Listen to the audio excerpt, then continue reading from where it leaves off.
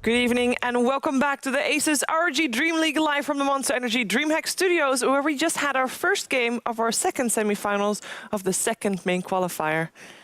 I can't say more numbers, that was actually it. Welcome back. We just had our first game, as said, and our first game wasn't really all that exciting. It was kind of looking like it was decided pretty early who was going to take the game, and I'm really curious to hear from you guys. Was it the draft? Was it actually just literally outplay? I just want to say, like, big props to basically unknown. Like, they had a player drop out and then have a stand-in take his place and still managed to perform, like, really, really well. So that was actually very impressive. Like, I believe Owen figured out earlier that Slavi is he's a top pub player. He's like top 20 or something like that. Top 20. He said Owen said top 20 MMR. Bulgarian legend. Yeah. That's pretty impressive. So yeah, they still managed to mind control, for example, on the QoP. Holy crap, the amount of pressure he put on that Drew Ranger. Like, there was a time when he was farming the hard camp close to his base, you know, the Radiant hard camp. And he's just like running around the trees. mind control. Yeah, just like completely shutting down the Drew. Just running around getting kills. What do you think that was the cause of the downfall? Was it the draft? Was it actually just outplay, like? Yeah, it felt a bit like laning maybe. No, they had a good laning phase, like, but she usually do with Draw Ranger. That puck undying offlane though, that was really, really powerful. Yeah, they did well on all lanes, but that's guaranteed with Draw. Like, usually always do good in the start, but then like they just lost control, and it felt like they were in control. There is a pun there, someone. Oh, somewhere. Somewhere. Someone else took mind control. Yes. Oh, there, you did it. Well, we have selected a clip for you, and Shane can go back to his Shane-alytics on the drawing board.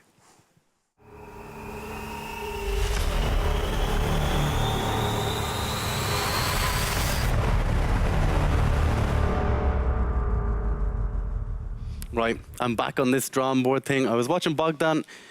He's not as good as me, but he has a decent style about him, you know what I'm saying? So this was a really quick game, but we're going to just like quickly look at this clip and see what happens.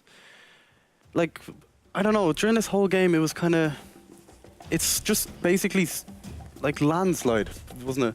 You're just going to sit here in silence, yeah? Like Jerry said, he wouldn't help me at all. He just nod at everything I said. Okay, let's have a look at here. Such an asshole. Okay, so basically at this stage of the game, I don't know, like, you can see that Teddy has like a crap ton of farm, but it doesn't even matter because of how, oh my god. He just can't do anything. Yeah, he literally couldn't do anything. He doesn't have any proper help from his team. I mean, the control is not there. Like, I mean, don't get me wrong, on dying, it's great to fight around the tombstone. You do have a magic missile from the Venge as well, but they just didn't have enough control with all the super mobile heroes from basically Unknown. You got Lynx, you got Scooters, you got everything. It's they're just running around, getting picked up one by one. There's a point that in this clip, actually, when you pointed out earlier, Jerry, when I think the game ends, in your opinion. Yeah. We'll see that in a moment, actually. Mm-hmm.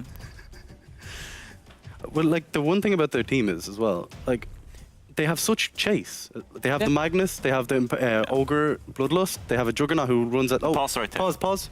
Now, Jerry, when does the game end? No. Right here, the game ends. No, go forward a bit. Forward a bit. Okay, pause. Oh, pause. Perfect. Now, let's have a look here. Now, why does the game end here?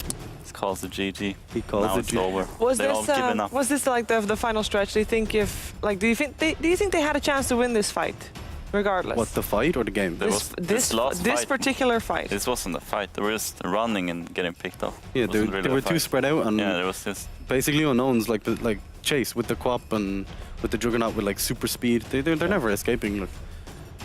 Like, I don't know. I think the longer the game went on, the more difficult it was for Yee's disciples. I agree.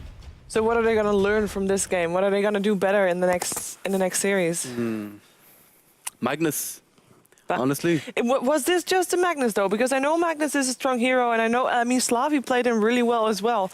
But as you just said, it's Queen of Pain as well. It was just everybody chasing after everybody. They kind of picked a strategy based on, they had like a all-in kind of strategy, didn't they? Yeah. They had like they had the ranged Drew Ranger strategy. Yeah. And they had a lot of gap-closing heroes that just completely screwed them. And they had AA by, who was playing AA, Shiver? It was Pure Evil. Yeah, he played amazingly with mind control and with the stand-in Slavia on the Magnus. Yeah. Like they communicated really well and ganked around the map. Like, and with a team like Drow Ranger, she's always going to be like solo farming. Yeah, and there's so many. He got a lot of farm on A as well. Yeah, exactly. Like remember, there was a stage in the game we were looking at him and we were like, 2.5K why does he gold. have 2.5k gold? Stacking it up. Well, we're going to find out what Eternal Envy's disciples are going to do better to get back in the good graces of Iisama, because we are already into the second game. It is game 2 of our second semifinals. EE's disciples taking on basically unknown.